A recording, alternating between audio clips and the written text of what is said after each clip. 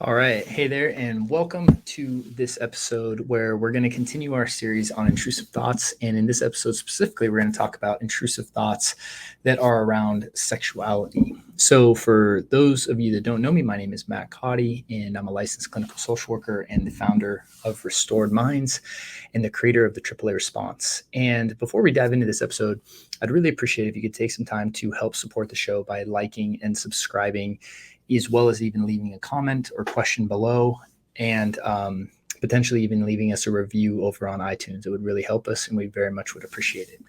So, and for those of you that are looking for help with intrusive thoughts or OCD or anxiety or really anything on that spectrum, I have some links right down in the notes that will direct you over to a free guide as well as a workshop you can get started on. And there's additional resources over at restoredminds.com. So let's go ahead and dive in. So, if you haven't, watched or listened to the first two episodes of this series on intrusive thoughts, please do so. Because again, this is all going to kind of build on itself. And when it comes to intrusive thoughts, again, we're talking about thoughts that are just invading a person's awareness. And we're talking in the last episode, we talked about why trying not to think intrusive thoughts actually makes them worse. With the white bear effect. And what I want to talk about today is really this idea of specific intrusive thoughts. And I want to kind of go into the series here and talk about different themes. And so in this one specifically, I want to talk about just kind of some intrusive thoughts that commonly kind of try to, really attack one's sexuality. And there's really, when you talk about intrusive thoughts, they kind of fall into three main categories. You have sexual intrusive thoughts, you have harmful intrusive thoughts, and then intrusive thoughts that are usually related to one's faith or religion or existential ideas. And, again, there's so many ways that these manifest. So I'm going to kind of talk about those three categories on a broad context, because I don't believe it's valuable to dive into the internet's done such a great job now of coming up with all these subtypes of OCD and anxiety. And the problem is that now people think that they have like multiple disorders, when it's really like they just have different intrusive thoughts popping into their head. So they might have intrusive thoughts that are, harmful in nature. They might be like, well, I have harm OCD, and now I have, sexual orientation OCD and pedophilia OCD. And then I have, scrupulosity, and I have this. It's like, no, we're talking about the same mechanism. Right, we're talking about the same exact mechanism. And so thinking that you have all these different forms of OCD is not helpful, and it won't be helpful on your journey to recovery. And so I really encourage you to let that go. And on this episode, I want to just talk about, intrusive thoughts related to sexuality. So, and I want to start off by saying, like, look, I'm not like a sexuality expert. It's not my area of study, right? But there is specific differences when we're talking about OCD and anxiety versus actual issues that are related to sexuality. And I want to just kind of discuss that.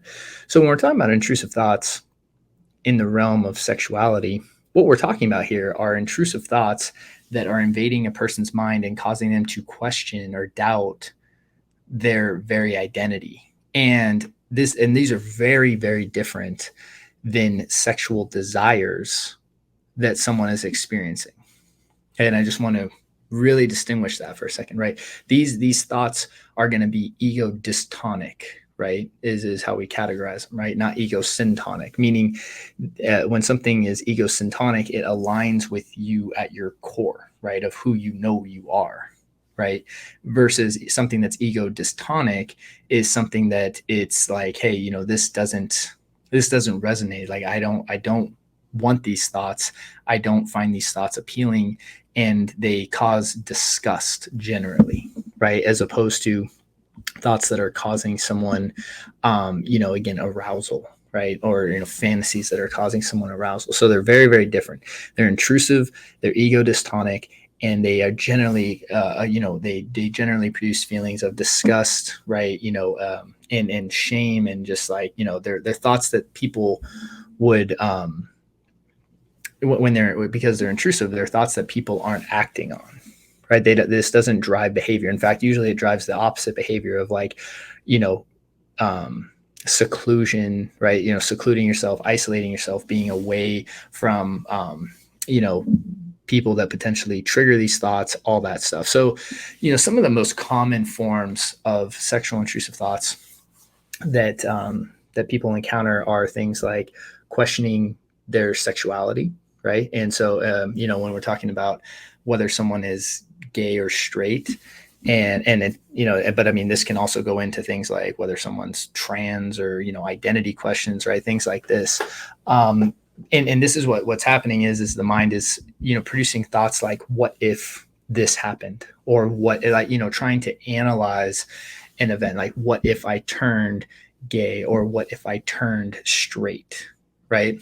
And because I've worked with people who have both issues, and generally what you're looking at here is the person has maintained a certain identity for their life, and then, you know, generally this onset of anxiety started, and then the anxiety, the what if thoughts started to attack the person's sexuality, and the person generally is very concrete in knowing who they are, who they really are, right? And the intrusive thoughts are attacking that.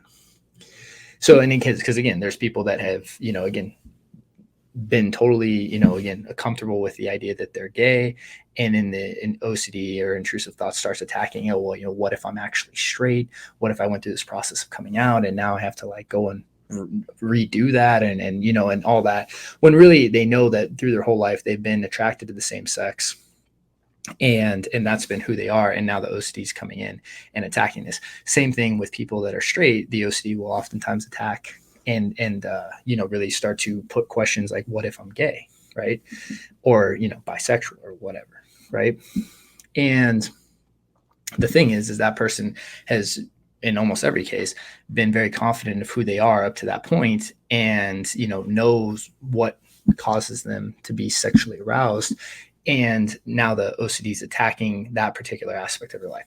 So the first one would be sexuality. And then also another common one are things like, you know, what if I'm attracted to children, right? Or, you know, what we'd call pedophilia OCD.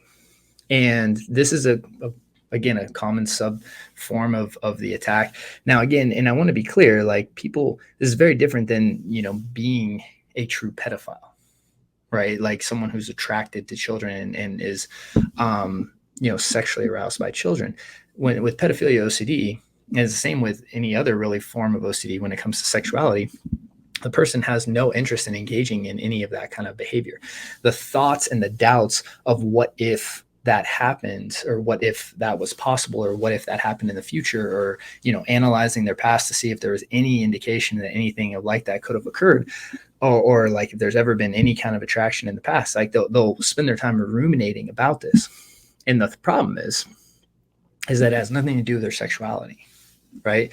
Because and this is what's so tricky about OCD is it always masks itself as one problem when really OCD is the underlying problem. Okay. And it will mask it. And what I've kind of found when you really look underneath, like the fears around sexuality, it generally is not this idea of like the person's homophobic or anything like that, because what, you know, if you use that logic, right, that, well, the person's just homophobic and so they're worried about what if they turn gay, you know, the thing is that if by that logic, and it's like, okay, well, why would someone who is gay worry about becoming straight? Are they straight phobic? It's like, well, no, you know. And what you find is if you really go to kind of the root of the fear, if you really dig underneath it, it usually is more on a level of what other people would think about them, right? And that's kind of what I found when you come from like a core fear level, you know, when you talk to people who wrestle with these fears, right? It's a lot about that idea of social rejection, right? And fears of what other people would think. Now, not in every case, but that's just kind of like a generality. And then there's also fears of incest or ancestral acts, right? Fears, they could have sexual intrusive thoughts towards religious figures, right? That's very common when it comes to sexuality.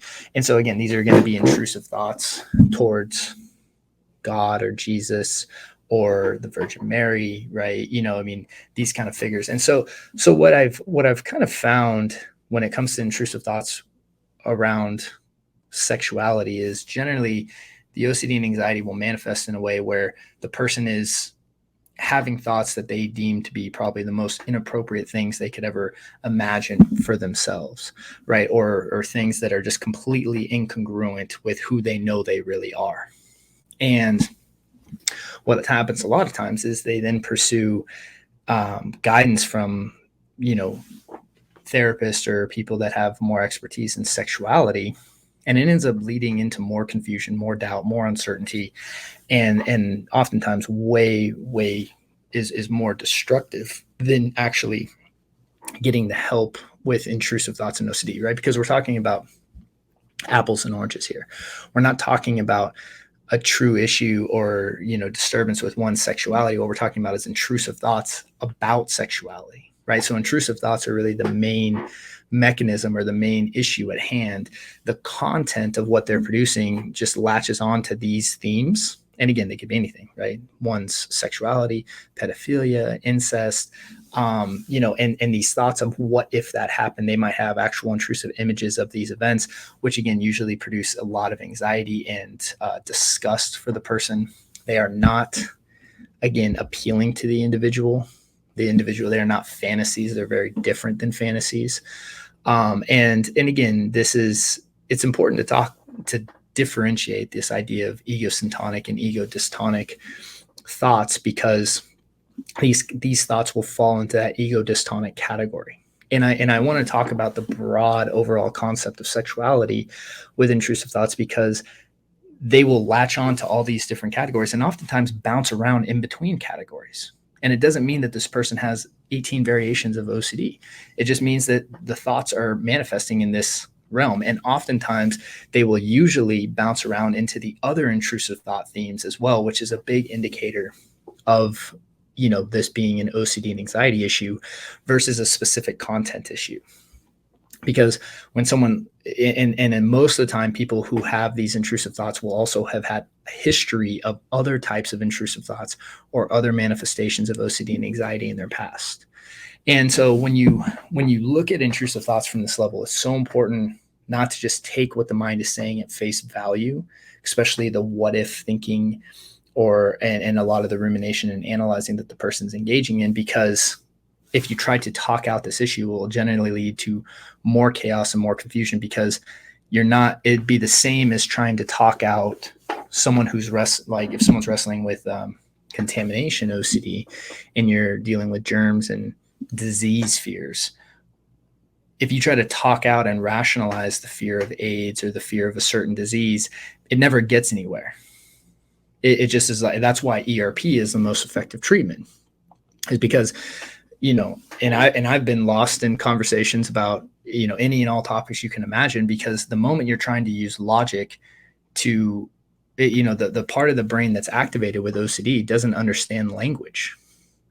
And that's one of the biggest issues, is that people will go to a therapist or counselor and they'll try to talk out their intrusive thoughts, only to find that they leave more confused, more overwhelmed, more uncertain than ever before. Or the therapist will reassure them, which is another big compulsion, that these intrusive thoughts aren't anything to worry about, or that this isn't really what it is. And then the person will feel better, and then they'll keep going to the therapist to get reassured. So there's many dynamics here that again, I know I'm addressing on a very, kind of tip of the iceberg level, but it's important that we understand all of this collectively. It's like, if you're dealing with sexual intrusive thoughts, again, we're not talking about things that are sexually arousing or fantasies. They're very different. Okay. And so I want to separate that. Again, that idea of ego dystonic and ego syntonic. Then the idea of understanding that the thoughts will often manifest into different variations. So that's like one of the key indicators of OCD and anxiety, is the thoughts start bouncing around to different topics. They might stay on one, and it might be like the central one, but there'll usually be a history of different intrusive thoughts, or there'll be variations of other intrusive thoughts happening at the same time. And because of that, instead of trying to go into the content and analyze the specific topic that the person's obsessing about, it's so important to step back and see it from a high level OCD perspective with the loop, really understanding the behaviors the person is engaging in that is perpetuating the loop, and really work to dismantle the loop through, again, exposure response prevention, using the AAA response, and the other tools that are shown to be effective with this. So, I know this is obviously a sensitive topic, and but yeah, I know that many people with OCD and anxiety struggle with these specific thoughts, and they're often not talked about, and they're definitely usually given misguidance. Most of the people who wrestle with these things just never even bring them up because of the humiliation and shame they experience from having these unwanted intrusive thoughts. And I think it's so important that just separating this idea that these intrusive thoughts are not reflective of the individual's desires. They're not a reflective of the individual's personality. They're not some deep, dark desires for the individual even. It really is a manifestation of stress. And just understanding that, when you start putting the behavioral tools in practice, that's why when you really break the loop, the thoughts begin to dismantle, they dissolve, and the person can go back to just living life how they normally were living before the onset of this. And it's not that they don't need to keep putting the tools into place, but it's about solving the right problem. So hope that was helpful. And if you found this episode helpful, if you're looking for help with things like this, if you're wrestling with this, please contact us over at restoredminds.com. We have various options to help you on this journey. And again, more importantly, like if you are dealing with intrusive thoughts, this is something that you can break out of, right? This is not a lifelong sentence. It's really about just understanding the problem correctly and putting the right tools into practice. So thank you so much for taking the time to hang out today. Hope this was helpful, and I wish you guys, as always, a great week. See you soon. Thank you so much for watching that video. And so if you're struggling with OCD and anxiety, I just wanted to let you know that we have a free training for you over at Restored Minds, where you can start learning how to use our AAA response to really break out of that loop and ultimately take back control of your life. And all you need to do to access is just click the little link below, and you'll be taken to a page where you can register today. Thank you so much.